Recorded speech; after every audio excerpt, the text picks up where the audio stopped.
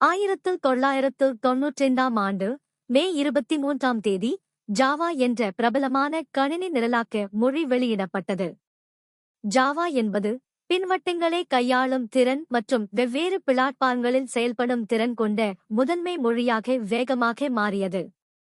இது இன்று சொந்த நிறுவனங்கள் மற்றும் இணைய செயலிகளுக்கான ஒரு முக்கிய நிரலாக்க மொழியாக திகழ்கிறது.